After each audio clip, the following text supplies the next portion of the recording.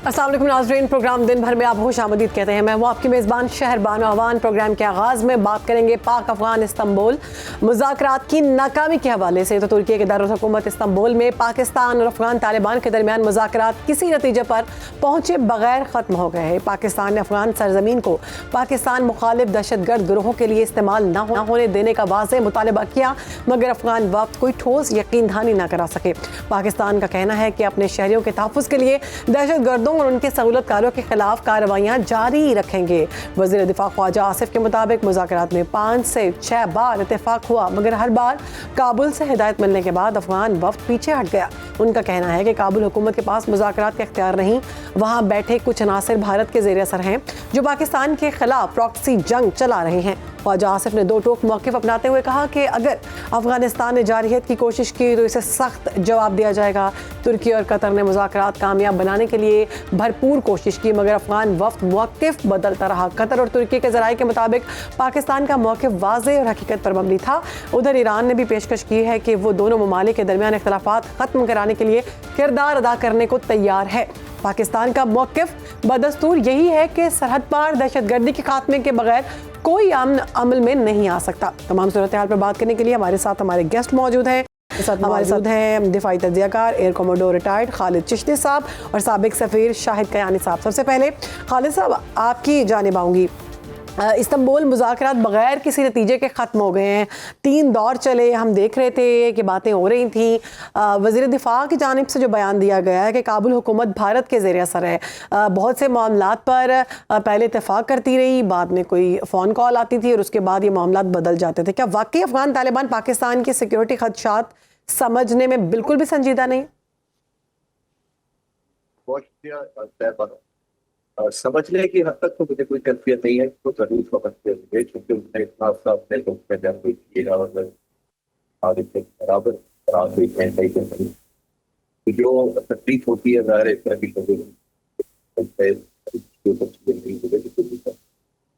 लेकिन इस वक्त जो हालात है वो फेवर इस तरह कर रहे हैं कि अभी बहुत बड़ा काम अब पाकिस्तान का ज़ाहिर है ये मैंडेट होना चाहिए या चाहिए इसी तरीके से पाकिस्तान को साइड पर किया जाए, को महसूस कराया जाए, अवॉइड करवाए। यही सब इसमें वो टेक्निकली और मैं नहीं इसको सपोर्ट करूँगा। खालिद साहब, आई थिंक कोई टेक्निकल इशू है, आपकी आवाज़ हम तक क्लियर नहीं आ सकी। इस मामले को देख रहे हैं। शायद कयानी साहब आपकी जानिब आती हूँ। आपके ख्याल में अफगान वफ्द के पास मुज़ाकरात का इख्तियार ना होना सिफारती तौर पर क्या मानी रखता है, और पाकिस्तान को बराह रास्त तालिबान हुकूमत से बातचीत की बजाय आप क्या समझते हैं कौन सी पॉलिसी डायरेक्ट इस्तेमाल करनी चाहिए? थोड़ा सा रवैया सख्त इस्तेमाल करना होगा? ये तो कोई हैरानगी नहीं हुई कि अफगानिस्तान की हुकूमत ने, अभी अगर आप ख्वाजा आसिफ साहब को सुने, 1 मिनट पहले उनका मैंने इंटरव्यू देखा है, अभी वो बोल रहे थे, उन्हें कहा जी कि हर चीज करने को तैयार थे, लिखने के लिए इन राइटिंग नहीं लेना चाहते वो। ठीक है, तो इस सेकंड होल्ड करना। सॉरी जी, मेरे घर में काम हो रहा है तो वो बिल्लियां ना गायब होने। अच्छा, मुझे जो हैरानगी इसलिए नहीं हुई, मैं आपको अरसा दराज से पहले कहता था, मैं कई प्रोग्राम में कह चुका हूँ, उनको जो सबसे बड़ा मसला है वो बाउंड्री का है, क्यों वो लिखना पड़ेगा, वो बाउंड्री को तो मानते ही नहीं ना। असल चीज तो आपने नोट नहीं की, वो कहते हैं ना वो क्योंकि बाउंड्री को तो मानते ही नहीं, वो तो कभी ड्यूरेंट लाइन फलाना, वो तो कहते हैं बॉर्डर है ही नहीं। ठीक है ना। अब आप अंदाजा आप लगा लें कि अगर आपके मुल्क आजकल मुल्कों का जो सॉवरेंटी किस पर है, बाउंड्री के ऊपर है। अगर आप बाउंड्री को वायलेट करते हैं तो तभी कहते हैं कि उसने सॉवरेंटी वायलेट की है। ठीक है जी, यहाँ पर वो लिखने के लिए तैयार नहीं है, उन्हें कहा सब चीजें मानने के तैयार है। तो ये तो सबसे पहली चीज यहाँ पर आपको है, सख्ती करनी पड़ेगी। मैं नहीं समझता कि इनके साथ कोई दोबारा अटैक, ये नहीं। एक और हमें चाहिए, हम एक मैच्योर्ड नेशन बन चुके हैं, हमें लोगों की, हमारी जो नैरेटिव है दुनिया में एक्सेप्ट हो चुकी है। ठीक है ना जी, एक बड़ी इमेज बन गई है। हमें चाहिए कि इनके साथ दोबारा बातचीत करें, लेकिन जो हमारे जिन्होंने बातचीत करवाई थी, टर्की है, कतर है, इसके अंदर और गारंटीज भी होने चाहिए। मैं बता रहा हूँ आपको, चाइना है, रशिया है, ईरान है। क्योंकि मैं एक थोड़ी, मुझे इजाजत नहीं बताऊं, जहां जिस हालात के अंदर इस वक्त लोगों की फोकस किसके ऊपर है? गाजा में जो हालात खराब हो रहे हैं, बहुत खराब हो रहे हैं, आज 150 बंदा मार दिया, जो यूक्रेन की जंग बंद नहीं हो रही, तो जो ग्लोबल पावर्स हैं वो अफोर्ड नहीं कर सकती कि उनकी अटेंशन डिफ्लेक्ट हो कि पहले इंडिया पाकिस्तान का था, अब पाकिस्तान अफगानिस्तान का हो गया। तो ये उनकी अनएक्सेप्टेबल है। हमें चाहिए कि हम इन गारंटीज, ये जो पीछे बिहाइंड द सीन को काम करें, इनको कहें कि जी हमारे साथ एक और राउंड पर आ जाएं, कोई प्रॉब्लम नहीं है, हम आपसे बात करनी तैयार हैं। लेकिन इस वक्त अब जो बातचीत होगी वो ब्लैक एंड व्हाइट में होगी। ड्राफ्ट हम भी देंगे, ड्राफ्ट आप भी दो, उसके बाद मैक्सिमम 2 दिन की बातचीत के बाद हम करेंगे, क्योंकि हम इजाजत नहीं दे सकते कि हमारे लोग हर रोज मारे जाएं और आप डिनाइल मोड में, जैसे ना इसे कहते हैं बैटल ऑफ नैरेटिव्स। हमारी नैरेटिव ये है कि आपके इलाके से यहाँ लोग आते हैं, हमारे लोगों को मारते हैं, जाने जाती हैं, इंफ्रास्ट्रक्चर खत्म होता है। ये हमें अनएक्सेप्टेबल है। ठीक है जी। पहली चीज ये इस बातचीत पर होनी चाहिए और आप इजाजत न दें कि आपका इलाका जो है वो खराब। इतनी चीज बताऊं इनको, इन पर जो बिहाइंड सीन्स लोग, इनको कहना चाहिए जो मुल्क हैं कि भाई इन्हें कहें कि बस कर दें जंग को। अमेरिका चला गया, 4 साल हो गए, ऑक्यूपेशनल फोर्सेज चली गई, वियतनाम से सबक सीख लें। 75 में जंग खत्म हुई, उनके फौरन बाद लोगों से हथियार वापस लिए और मुल्क आज देखें कहाँ खड़ा हुआ है। इन्हें कहें कि आप अपने मुल्क के अंदर लोगों की हेल्थ, एजुकेशन और जो सोशल इकोनॉमिक जो है उसके ऊपर आप फोकस करें। छोड़ दें ये जंगें जो आपकी नेबर्स में हैं। मुझे किसी ने कोई कह रहा था जी कि इंडिया को कह रहा है, भाई मेरे इंडिया क्या कहेगा, लेकिन क्या इनमें अक्ल शऊर नहीं है कि उन्होंने जो बॉर्डर पे जो लोग हैं, जिसे कहते हैं ना मुल्क हैं, जिसे कहते हैं पीसफुल कोएग्जिस्टेंस में एग्जिस्ट करना, क्या उनको अपने मुल्क और अपने लोगों का ख्याल नहीं है? जी क्या चीज, क्या कह रहे हैं? कि अफगान तालिबान और अफगान रजीम हुकूमत के बारे में बात कर रही हूँ कि क्या उनको अपने मुल्क का बिल्कुल ख्याल नहीं है कि वो दूसरों की बातों में आके और तमाम फैसले कर रहे हैं? मैं किसी को भी ब्लेम नहीं करता, ना इंडिया ने किसी को। मैं इनको ब्लेम करता हूँ, तालिबान की हुकूमत को, जो इंटरिम गवर्नमेंट है। किस दुनिया में रह रही है? क्या सारी वो जंग में रहना चाहते हैं? आप रहें जंग में, हम नहीं रहना चाहते, पाकिस्तान जो नहीं रहना चाहता, ना हमारी जो कौम है वो रहना चाहती है।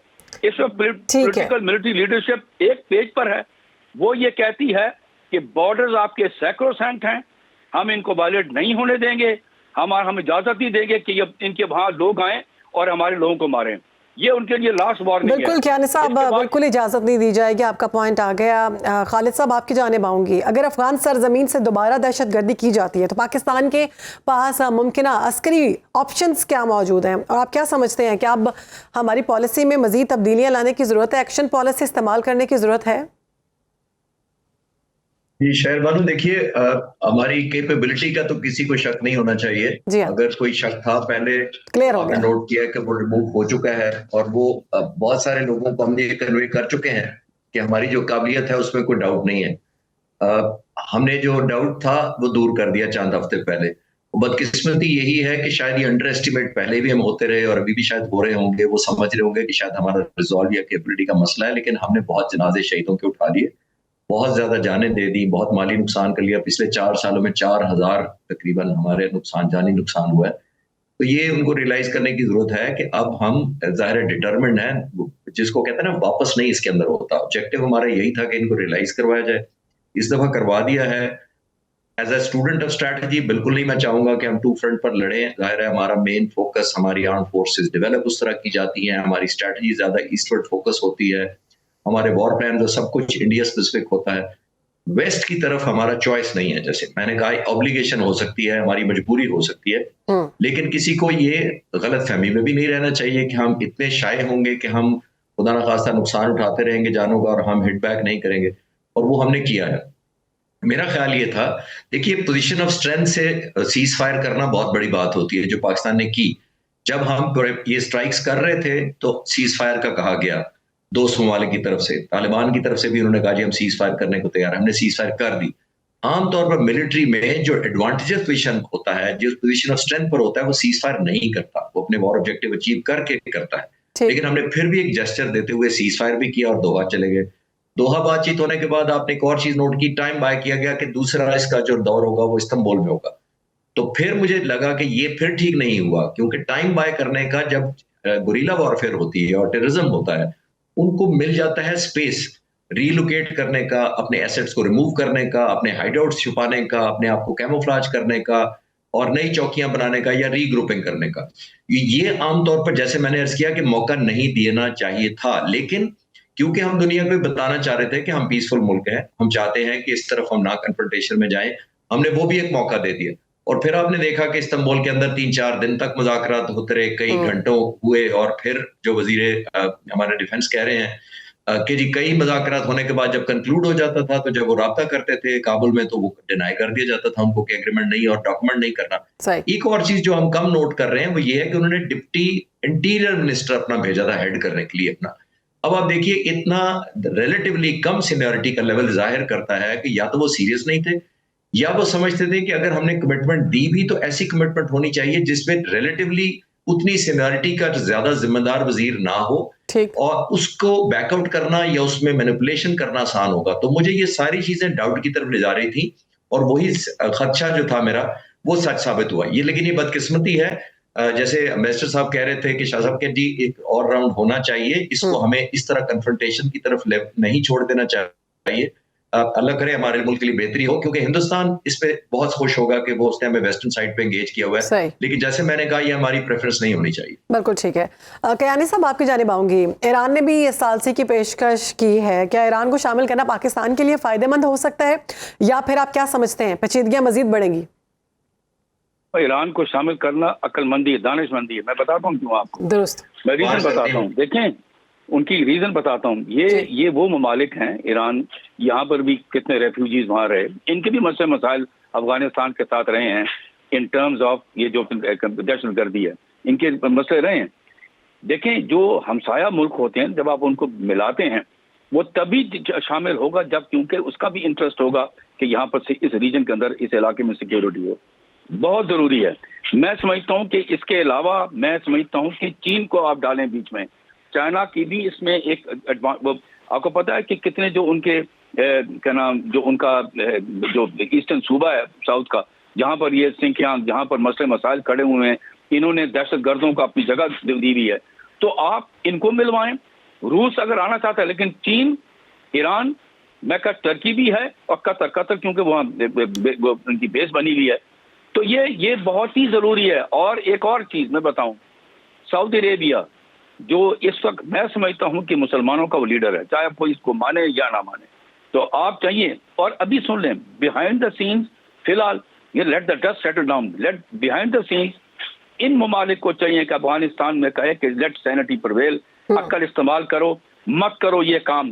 क्योंकि अभी जितना ये डिफेंस के जो आप बोल रहे थे एनालिस्ट, बिल्कुल ठीक कह रहे थे, ऐसा ना हो कि हमारा वो जो है ना जो बर्दाश्त है वो खत्म हो जाए और फिर दोबारा से एक ऐसा हमला आप पर हो, फिर आपकी तबीयत दुरुस्त हो जानी है, बेहतर ही है। और फिर कहीं आपका ऑब्जेक्टिव है क्या, ऑब्जेक्टिव आपका होना चाहिए कि लोग क्या चाहते हैं। क्या ख्याल है कि अफगानिस्तान के लोग चाहते हैं पाकिस्तान से जंग हो? बिल्कुल नहीं, सवाल नहीं पैदा। आपकी ट्रांजिट ट्रेड पाकिस्तान के थ्रू है, आपके लोगों का आना जाना, तालीम, रोजगार, सब चीजें, रोजगार, वो पाकिस्तान के साथ लगा हुआ है। भाई इनको कहो कि अक्ल इस्तेमाल करें, तभी लोग कहते हैं, हम उस पर एम्फेसिस नहीं देते। लोग कहते हैं कि इनका कहेंगे इलेक्शन करवा लें, जान छोड़ें, आने दें दूसरे लोगों को जो चाहते हैं कि पीसफुल को एग्जिस्टेंस होनी चाहिए नेबर्स के साथ। इनको समझना चाहिए कि बॉर्डर्स होते क्या है भाई, पीसफुल। मैं आपको बताऊं, एक अंग्रेजी का वर्ड है टिरेनी ऑफ ज्योग्राफी, कि ज्योग्राफी जो है ना, जो हमसाए जो है, वो नहीं पूछती कि आप क्या ख्याल है कि हमसाए मुझ में, आप हमसाए में जब मकान कहीं लेते हैं तो आपके पास कोई चॉइस होती है? कोई चॉइस नहीं होती। यहाँ भी इनके पास कोई चॉइस नहीं है। भाई मेरे जो ममालिक हैं इनके साथ पीसफुल को एग्जिस्टेंस करें। और आखिरी बात, ये जो हमने शुरू से किया ना, ब्रादराना ताल्लुकात होते ही नहीं, ये लफ्ज पति कौन लेकर आया इसके लिए? तो आपके नेशनल इंटरेस्ट में होते हैं। मैं आखिरी चीज, अगर होते ना ब्रादराना ताल्लुकात तो 47 में ये आपकी मुखालफत तक करता यूएन के अंदर। इसके साथ हमारे आज तक, मैं चैलेंज करता हूँ, आज तक हमारे इनके साथ नॉर्मल ताल्लुकात नहीं हुए, आज तक 70-75 साल में। But that's it what I want to say. बिल्कुल ठीक है। खालिद साहब, आपकी जानिब आऊंगी। अफगान हुकूमत के गैर संजीदा रवैया हम सब के सामने, आप क्या समझते हैं पाकिस्तान को बॉर्डर सिक्योरिटी और इंटेलिजेंस को इस सतह पर मजीद सख्त करने की जरूरत है? जी बिल्कुल, जाहिर है हमारे पास एक ऑब्लिगेटरी है कि जब एक थ्रेट बढ़ेगी और हमें ये खतरा रहेगा कि अब वो ऑल आउट आएंगे, या वो तालिबान ने जो अफगानिस्तान में हुकूमत है उन्होंने ये तालिबान को कंट्रोल करने से या मना करने से, किसी एग्रीमेंट से इनकार कर दिया है, तो इसका मतलब रिस्क तो डेफिनेटली काफी बढ़ जाएगा। लेकिन देखिए, पहले तालिबान को ये रियलाइज होना चाहिए कि अब वो सिचुएशन नहीं रही। पहले जमाने में इनके पास चाबहार पोर्ट हिंदुस्तान के कंट्रोल में थी, वहां से बड़ी वेपनाइजेशन होती थी, एक इनको रूट मिला हुआ था ट्रांजिट का। अफगानिस्तान के लोगों को रियलाइज होना चाहिए कि 70% उनका ट्रेड हमारी तरफ से जाता है। पहली दफा हमने ट्रेड के अलावा भी कोई पनिशमेंट दी है। इससे अलावा तो हम हमेशा करते थे, ट्रेड रोक लेते थे, अफगान जो मुहाजिरीन थे उनको जाने की धमकी देते थे, कुछ को भेजते थे, फिर कॉम्प्रोमाइज कर लेते थे। तो इस दफा तो एक जो चाबहार की एडवांटेज हिंदुस्तान को नहीं है, लैंडलॉक्ड कंट्री है। नॉर्थ में अगर उन्होंने कहा कि किसी भी अभी बर्फ पड़ने वाली है तो नॉर्थ का कोई भी एरिया उनके ट्रांसपोर्टेशन के उस काबिल नहीं रहेगा कि इनका ट्रेड हो सके। इवन इनकी डेली जो फूड सप्लाईज ही कंटिन्यू रह सके, बाकी तो चले छोड़ देते हैं। तो उनको ये फोर्सी करना चाहिए, लेकिन क्योंकि उनको बहुत ज्यादा बड़ी बारगेन मिल रही है, क्योंकि ये 5 दिन या 4 दिन जो इस्तांबुल में लगे हैं, मुझे ये लग रहा था कि हिंदुस्तान से वो नेगोशिएशन पैरेलल कर रहे होंगे कि अगर पाकिस्तान ये करता है या हमें ये ऑब्लिगेशन लेनी पड़ती है तो हिंदुस्तान कैसे उसको कंपनसेट करेगा। तो हिंदुस्तान ने, मेरा ख्याल है, कंपनसेशन बहुत अच्छी दी होगी, तभी ये मुज़ाकरात फेल हुए हैं। वरना कोई भी सेन, कोई भी एक सेंसिबल इस वक्त जो डिप्लोमेट होगा वो चाहेगा कि पीस हो और आगे चले। और जाहिर है कौन चाहेगा कि दहशतगर्दी हो, कोई भी मुल्क गारंटी देने को तैयार होगा।